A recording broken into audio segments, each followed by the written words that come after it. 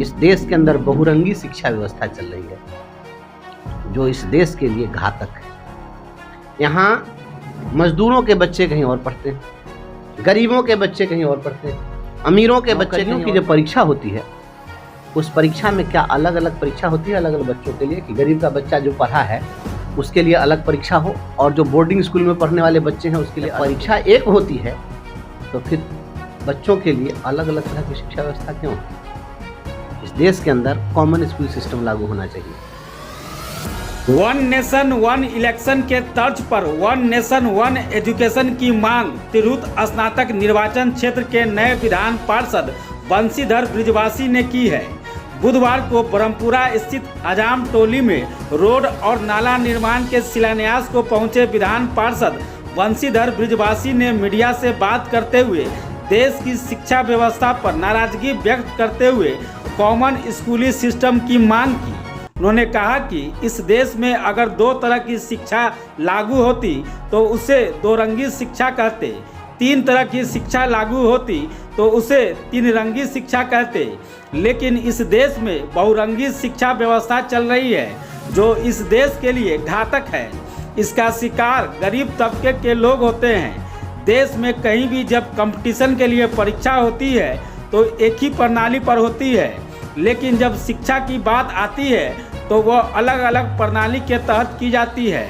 हमारा कहना है कि जब एग्ज़ाम एक तो पढ़ाई अलग अलग क्यों?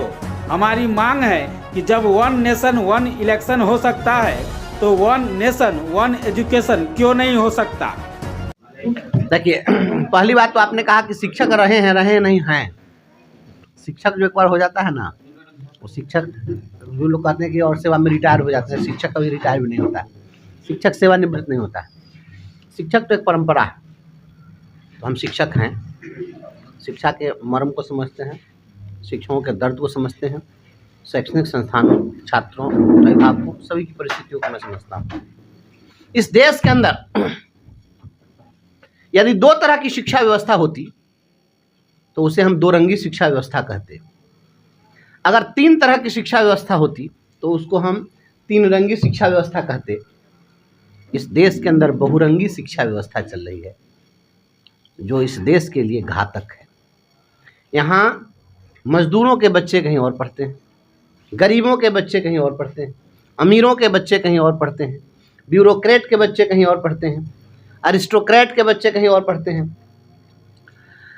तो इस देश के अंदर नौकरियों की जो परीक्षा होती है उस परीक्षा में क्या अलग अलग परीक्षा होती है अलग अलग बच्चों के लिए कि गरीब का बच्चा जो पढ़ा है उसके लिए अलग परीक्षा हो और जो बोर्डिंग स्कूल में पढ़ने वाले बच्चे हैं उसके लिए अलग परीक्षा हो।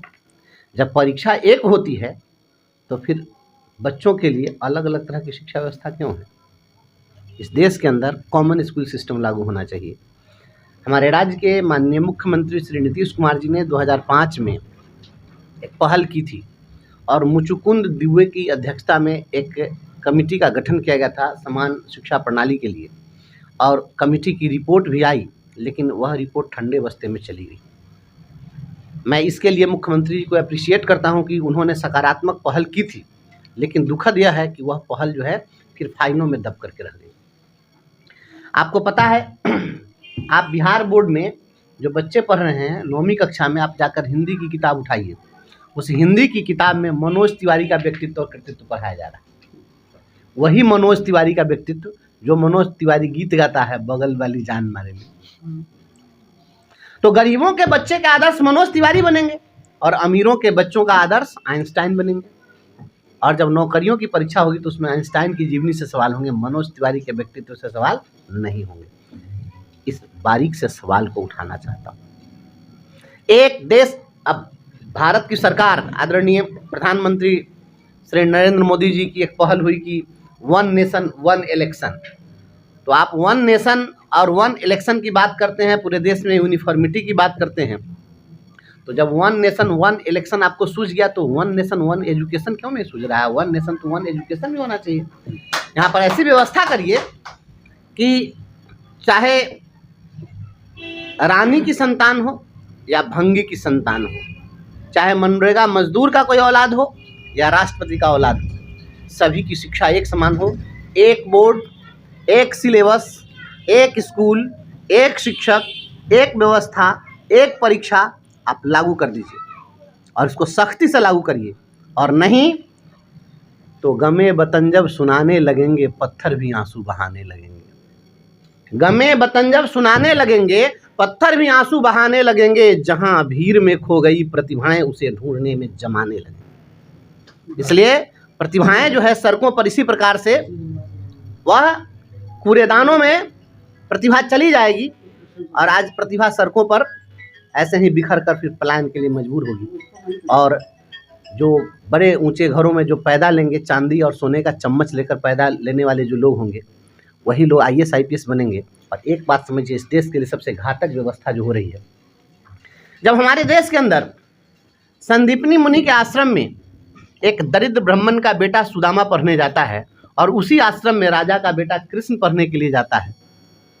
तो फिर जब वह खुद राजा बनता है तो एक दरिद्र का दर्द समझता है। और आज गरीब का दर्द इसलिए कोई नौकरशाह नहीं समझ रहा है क्योंकि उसके साथ पढ़ने वाले जो बच्चे थे वह दरिद्र के बच्चे नहीं थे, गरीब के बच्चे नहीं थे। गरीब के बच्चे का दर्द वही समझ सकता है जो गरीब के बच्चे के साथ समभाव से खाया होगा, खेला होगा, पढ़ा होगा। यहाँ तो बोर्डिंग स्कूल में पढ़ने वाले IAS बनेंगे और खिचड़ी खाने वाले स्कूल में गरीबों के बच्चे पढ़ेंगे, तो उन बच्चे का दर्द तो वह समझेगा नहीं बोर्डिंग स्कूल वाला।